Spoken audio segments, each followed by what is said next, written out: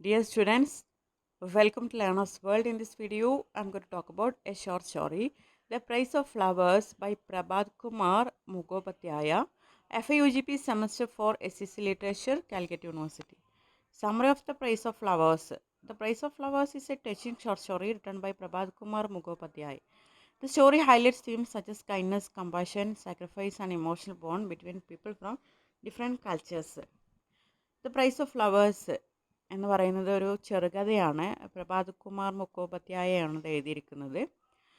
ഈ സ്റ്റോറിയിൽ ഹൈലൈറ്റ് ചെയ്യുന്ന themes kindness, ദയ, കമ്പാഷൻ, കരുണ, സാക്രിഫൈസ്, ത്യാഗം, അതുപോലെ ഡിഫറെൻറ്റ് കൾച്ചർ, അതായത് രണ്ട് സംസ്കാരത്തിൽ നിന്നുള്ള ആളുകളുടെ ഒരു ബോണ്ട്, ഒരു ഇമോഷണൽ വൈകാരികപരമായിട്ടുള്ള ഒരു ബന്ധം തുടങ്ങിയിട്ടുള്ളതൊക്കെയാണ്.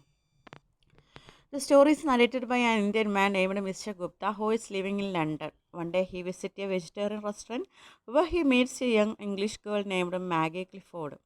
അപ്പോൾ ഈ ഒരു സ്റ്റോറി നരേറ്റ് ചെയ്യുന്നത് ഒരു ഇന്ത്യൻ മാനാണ്. മിസ്റ്റർ ഗുപ്തയാണ് അയാളുടെ പേര്. ലണ്ടനിലാണ് അയാൾ ജീവിക്കുന്നത്.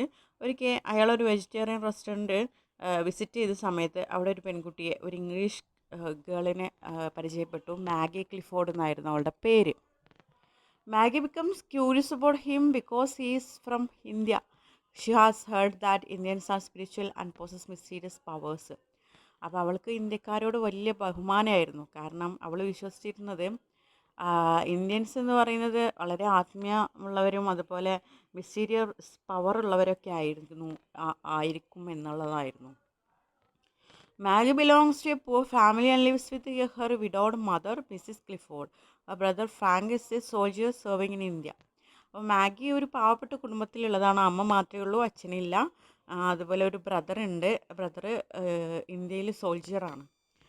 Maggie and her mother are very worried about Frank because they have not received any recent news from him. ആ സമയത്താണ് മാഗിയും അമ്മയും തൻ്റെ ബ്രദറായിട്ടുള്ള ഫ്രാങ്കിനെ കുറിച്ചിട്ട് ഇതുവരെ ഒരു വിവരം കിട്ടിയിട്ടില്ല. അതിൽ വളരെ worried ആയിട്ടിരിക്കുകയായിരുന്നു. Mrs. Clifford believes that Indians have special powers such as reading the future through magical objects. അങ്ങനെ ഇരിക്കുകയാണ് ഈ മാഗിയുടെ അമ്മ മിസ്സിസ് ക്ലിഫോർഡ് വിശ്വസിച്ചിരുന്നു ഇന്ത്യൻസിനൊക്കെ ഒരു മിസ്റ്റീരിയസ് പവർ ഉണ്ട്. അതുകൊണ്ട് തന്നെ ഈ അവരുടെ കയ്യിലൊരു മാജിക്കൽ റിങ് ഉണ്ടായിരുന്നു. ആ റിങ് നോക്കിക്കഴിഞ്ഞാൽ അവരുടെ മകൻ എവിടെയാണെന്നൊക്കെ കണ്ടെത്താൻ കഴിയും എന്നുള്ളത്. Maggie shows Mr. Gupta a crystal ring which she believes can reveal the truth about her brother's safety. She asks him to look into the crystal and tell whether Frank is alive. അപ്പോൾ അവർ ഗുപ്തൻ്റെ കയ്യിൽ ഈ crystal ring കൊടുക്കുന്നു. എന്നിട്ട് പറയുന്നു, നിങ്ങൾ നോക്കിക്കഴിഞ്ഞാൽ നിങ്ങൾക്ക് കാണാൻ പറ്റും നിങ്ങളുടെ കയ്യിലൊരു മാജിക്കൽ പവർ ഉണ്ട് ഇന്ത്യൻസിൻ്റെ കയ്യിൽ. തൻ്റെ മകൻ എവിടെയാണ്, അവൻ ജീവിച്ചിരിക്കുന്നുണ്ടോ, അവന് സേഫാണോ എന്നൊക്കെ കാണാൻ കഴിയും എന്ന് ചോദിക്കുകയാണ്. Mr. Gupta knows that the crystal ring has no magical power. However, he sees the deep anxiety and sorrow of Maggie and her mother. They desperately want to know whether Frank is safe. At first, Mr. Gupta hesitates because he does not want to lie. But when he sees Maggie's tears and her mother's suffering, he decides to comfort them. He looks into the crystal ring and tells him that Frank is alive and well. Hearing this, Mrs. Clifford becomes very happy and thankful. She believes that Indian gentleman has truly seen her son alive. അപ്പം mister Gupta ഇത് കേട്ട സമയത്ത് mister ഗുപ്തയ്ക്ക് അറിയാം ഇത് നോക്കിക്കഴിഞ്ഞാൽ ഒന്നും കാണാൻ പറ്റില്ല, അല്ലെങ്കിൽ ഈ ക്രിസ്റ്റൽ റിങ് നോക്കി കഴിഞ്ഞാൽ എനിക്ക് വലിയ മാജിക്കൽ പവർ ഒന്നും ഇല്ല എന്ന് മിസ്റ്റർ ഗുപ്തയ്ക്ക് അറിയായിരുന്നു. പക്ഷേ ഈ ഒരു അമ്മയുടെയും മകളുടെയും കണ്ണുനീരിന് മുമ്പിൽ അദ്ദേഹം അത് നോക്കി എന്നാണ് പറയുന്നത്. അങ്ങനെ നോക്കിയിട്ട് അദ്ദേഹത്തിന് മടി ഉണ്ടായിരുന്നു അവരോട് പറയാൻ. അതായത് മിസ്റ്റർ ഗുപ്ത അവരുടെ മകൻ ജീവിച്ചിരിപ്പില്ല എന്ന് പറയാൻ. പക്ഷേ അവരുടെ മുഖത്ത് നോക്കിയിട്ട് മിസ്റ്റർ ഗുപ്ത പറയുന്നുണ്ട് നിങ്ങളുടെ മകൻ ജീവിച്ചിരിക്കുന്നുണ്ട്. അത് കേട്ട സമയത്ത് മകൾക്കും ഭയങ്കര സന്തോഷമായി.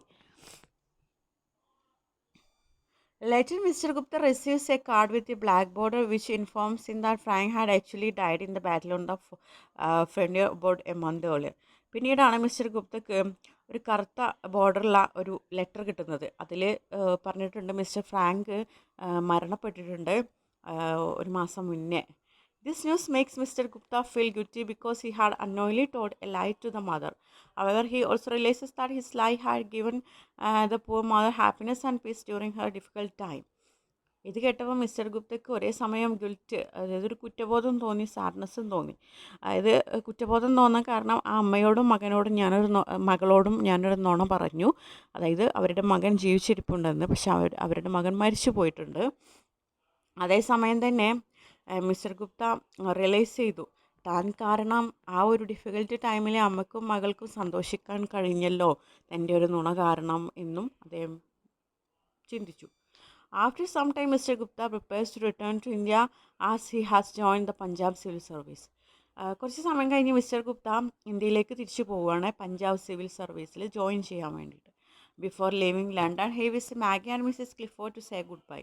അപ്പോൾ പോകുന്നതിന് മുമ്പ് മാഗിനോടും അവരുടെ അമ്മയോടും ഗുഡ് ബൈ പറയണം എന്ന് ആഗ്രഹിക്കുന്നുണ്ട്. Maggie ask him how long it will take for him to reach India and where he will live.